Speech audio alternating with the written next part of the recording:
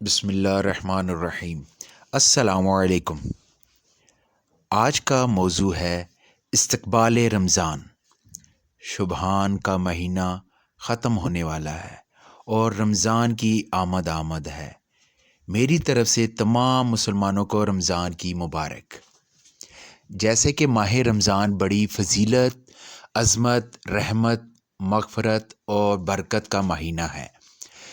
رمضان کی صحیح قدر و قیمت کا احساس دراصل اللہ کے رسول کو تھا صلی اللہ علیہ وآلہ وسلم۔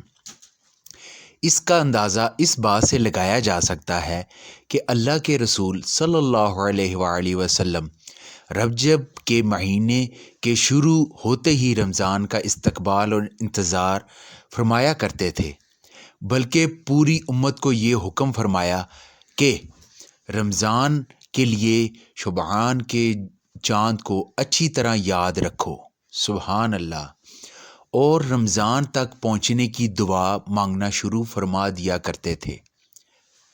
حضرت انس رضی اللہ عنہ سے روایت ہے کہ جب رجب کا مہینہ شروع ہوتا تو رسول اللہ صلی اللہ علیہ وآلہ وسلم یہ دعا فرمایا کرتے تھے کہ اے اللہ، ہمارے لیے رجب اور شعبان کے مہینوں میں برکت عطا فرما اور ہمیں رمضان کے مہینے تک پہنچا، سبحان اللہ۔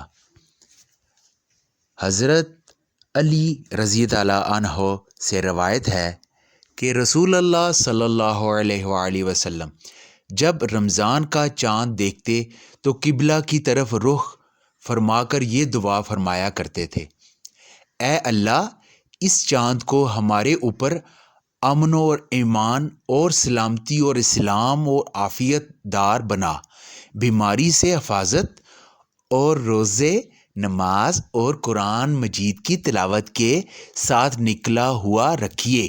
یا اللہ، ہمیں رمضان کے لیے اور رمضان کو ہمارے لیے سلامتی اور عافیت کے لیے کے ساتھ رکھیے گا، اور رمضان میں اس حال میں مکمل ہو کہ آپ نے ہماری مغفرت فرما دی ہو اور ہم پر رحمت فرما دیا ہو اور ہمارے قصور معاف کر دیے ہوں، سبحان اللہ۔ بعض احادیث میں یہ دعا منقول ہے کہ اے اللہ، مجھے رمضان کے لیے اور رمضان کو میرے لیے صحیح سالم رکھیے، اور رمضان کو میرے لیے سلامتی کے ساتھ قبولیت کا ذریعہ بنا دے، سبحان اللہ۔ رمضان کی نسبت اللہ کے ساتھ۔ حضرت اسامہ بن زید رضی اللہ عنہ فرماتے ہیں کہ آپ صلی اللہ علیہ وآلہ وسلم نے فرمایا، شعبان میرا مہینہ ہے اور رمضان اللہ کا مہینہ ہے، اللہ اکبر۔ رمضان کی اہمیت کا اندازہ اس بات سے بھی لگایا جا سکتا ہے کہ آپ صلی اللہ علیہ وآلہ وسلم نے رمضان کی خاطر چاند دیکھنے اور شعبان کے چاند کی تاریخوں کو یاد کرنے کا حکم دیا، اور فرمایا کہ شعبان کے چاند اور اس کی تاریخوں کے حساب کو خوب اچھی طرح محفوظ رکھو تاکہ رمضان کا حساب صحیح ہو سکے، سبحان اللہ۔ اور حضرت عائشہ رضی اللہ عنہا فرماتی ہیں کہ رسول اللہ صلی اللہ علیہ وآلہ وسلم نے شعبان کے چاند اور اس کے مہینے کی تاریخیں جتنے اہتمام سے یاد رکھتے تھے، اتنے اہتمام سے کسی دوسرے مہینے کی تاریخیں یاد نہیں رکھتے تھے۔ پھر رمضان کا چاند دیکھ کر روزے رکھتے تھے، اور اگر 29 شعبان کو چاند دکھائی نہ دیتا تو 30 شعبان کے دن پورے کر کے پھر رمضان کے روزے رکھتے تھے، سبحان اللہ۔ آپ صلی اللہ علیہ وآلہ وسلم اس مہینے میں عبادت اور اطاعت کا اور زیادہ اہتمام فرماتے تھے۔ حضرت عائشہ رضی اللہ عنہا سے روایت ہے، جب رمضان کا مہینہ داخل ہوتا تو آپ صلی اللہ علیہ وآلہ وسلم کا رنگ بدل جاتا تھا، اور آپ صلی اللہ علیہ وآلہ وسلم کی نمازوں میں اضافہ اور دعاؤں میں بھی بڑھا دیتے تھے، اور آپ صلی اللہ علیہ وآلہ وسلم کا رنگ سرخ ہو جاتا تھا، سبحان اللہ۔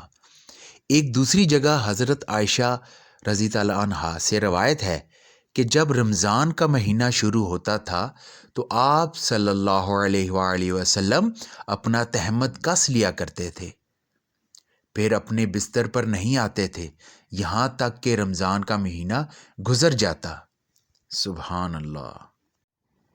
معلی ابن الفضل تابعی رحمۃ اللہ علیہ فرماتے ہیں، صحابہ اکرام رضوان اللہ تعالی اجمعین رمضان سے 6 مہینے پہلے اللہ سے دعائیں مانگنا فرما دیا کرتے تھے کہ اے اللہ ہمیں رمضان تک پہنچا دے، اور رمضان کے بعد 6 مہینے تک یہ دعا کیا کرتے تھے کہ اے اللہ رمضان میں جو باتیں کی ان کو قبول فرما۔ ہمارے بزرگوں کا معمول بھی رمضان میں اپنے آپ کو دیگر مصروفیات سے فارغ کرنے کا تھا، لہٰذا ہمیں بھی رمضان کا استقبال اور انتظار کرنے کے لیے بزرگہ باتوں کا اہتمام کرنا چاہیے۔ یہ دعا کی جائے کہ اللہ ہم کو بخیر و عافیت رمضان تک پہنچائیے اور پھر رمضان کی رحمت، خیر و برکت کے خوب استفادہ کرنے کی توفیق عطا فرمائیے۔ دوسری مصروفیات کو کم کرنے کی کوشش کی جائے، رمضان کے جو کام پہلے ہو سکتے ہیں ان کو پہلے کر لیں اور جو کام مؤخر ہو سکتے ہیں ان کو مؤخر کریں۔ 29 شعبان کو چاند دیکھنے کا اہتمام کریں، رمضان سے پہلے ہی گناہوں سے پکی سچی توبہ کر کے اپنے گناہوں کی بخشش اور دل کی صفائی کروا لیں تاکہ پہلے ہی دن سے رمضان کی برکتوں سے اچھی طرح فائدہ اٹھا سکیں۔ سبحان اللہ، ماشاء اللہ۔ آج جو ہم نے استقبال رمضان کے موضوع پر چند خوبصورت باتیں آپ سب کے ساتھ شیئر کی ہیں، اللہ تعالی ہمیں انہیں سمجھنے اور اس پر عمل کرنے کی توفیق عطا فرمائے۔ لہٰذا ان خوبصورت باتوں کو لائک اور سبسکرائب کریں اور اپنے دوستوں کے ساتھ شیئر کریں تاکہ میرے اور آپ کے لیے یہ صدقہ جاریہ کا باعث بنے۔ اللہ اور رسول کی باتوں پر مجھے اور آپ کو عمل کرنے کی توفیق عطا فرمائے۔ آمین۔ اللہ حافظ۔